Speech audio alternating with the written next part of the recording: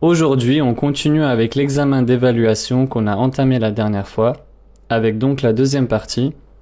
Je vous rappelle que chaque partie comporte 5 questions, avec 4 choix de réponses possibles et une réponse juste. Si vous vous sentez prêt, c'est parti. Donc la 6e question, imaginons qu'on se trouve dans ce scénario. Donc on a un chat et un chien, avec 2 phrases incomplètes. Hadha quelque chose, donc il doit correspondre au chat. Wa zalika 3 points, quelque chose qui correspond à un chien. Donc ici nous sommes plutôt dans un exercice de vocabulaire, avec comme premier choix de réponse kalbun wa qittun, ce qui donnerait hadha kalbun wa zalika qittun.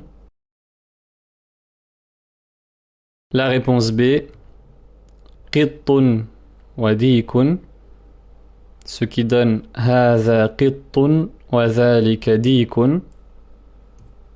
La réponse C, qittun et kalbun, ce qui donne hadha qittun wa zalika kalbun. Et la réponse D, dikun et ta'irun, ce qui donne hadha dikun wa zalika ta'irun. Je vous laisse donc le temps pour y réfléchir.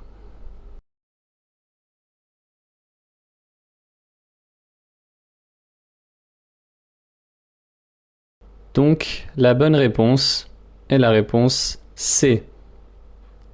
هذا قط وذلك كلب. Donc tout simplement ici c'est un exercice de vocabulaire. Dans la réponse A, on a inversé entre kelbun et qittun. La réponse B, on n'a pas utilisé le bon mot.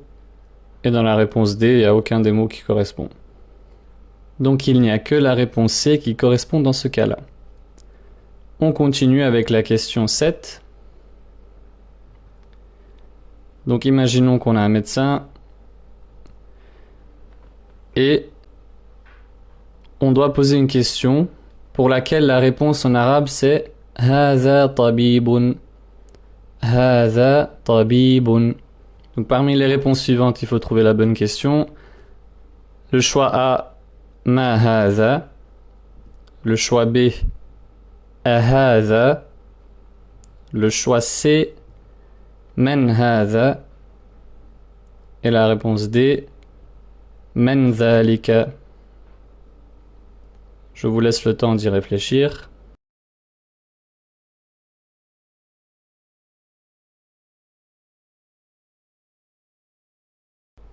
Donc la bonne question, la bonne réponse dans ce cas-là est la question correcte à poser pour avoir la réponse هذا طبيب et la réponse C, من هذا, qui veut dire qui est-ce ou qui est celui-ci. Et on répond ceci est un médecin.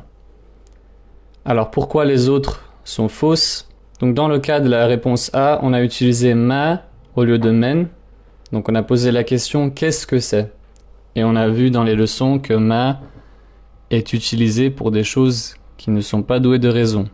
Et men est utilisé pour des choses qui sont conscientes, qui ont une raison. Ce qui exclut également donc la réponse B, qui n'est pas du tout une phrase complète.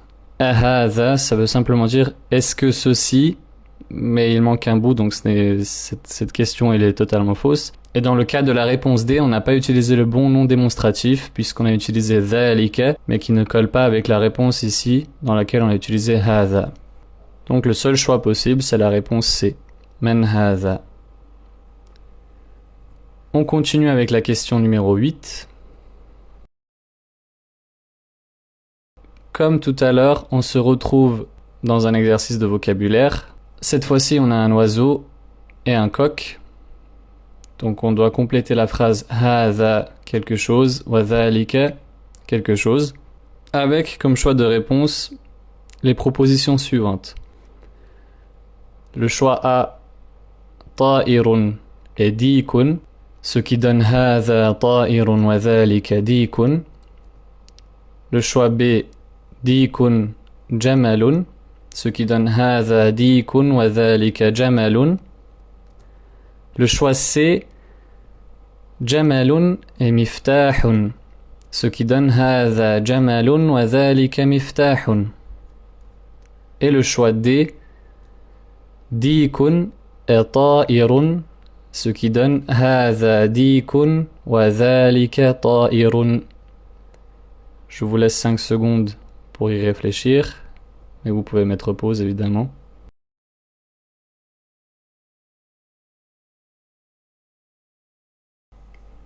Donc la bonne réponse ici est la réponse A.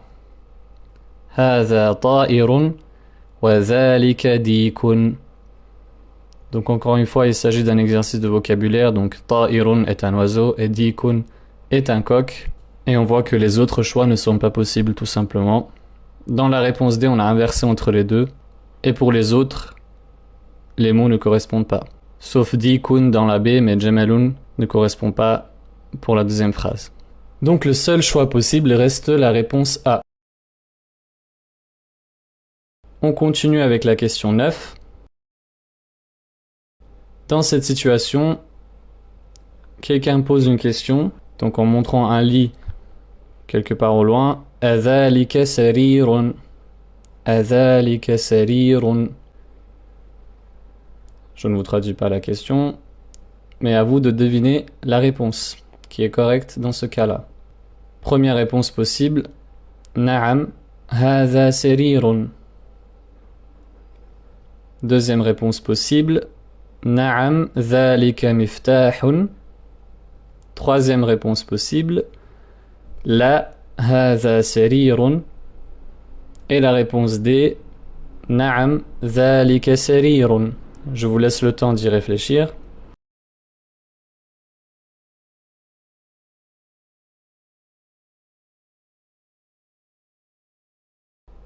Donc la bonne réponse ici est la réponse D. Na'am, dhalika sarirun. Donc on a posé une question avec la particule A, qui veut dire est-ce que en arabe. Donc on a demandé est-ce que cela est un lit. Et la réponse qu'on donne ici c'est oui, cela est un lit. Na'am, dhalika sarirun. Et si on regarde les autres réponses, la réponse A elle est proche, sauf qu'on a utilisé hadha au lieu de dhalika, donc ça ne colle pas.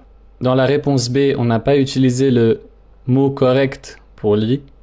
Et dans la réponse C, elle est fausse puisqu'on répond par non alors qu'il s'agit d'un lit, bien évidemment. Donc la seule possibilité, c'est la réponse D. On continue ensuite avec la dernière question de cette deuxième partie, avec un exercice de traduction. Donc imaginons cette mise en situation avec la phrase « Hadha mudarrisun wa dhalika tajirun ». Donc il faut traduire en français avec le premier choix de réponse « Ceci est un homme et cela est un banquier ». La réponse B, ceci est un enseignant et cela est un commerçant. La réponse C, cela est un enseignant et ceci est un commerçant. Et la réponse D, cet enseignant est un commerçant. Je vous laisse le temps d'y réfléchir.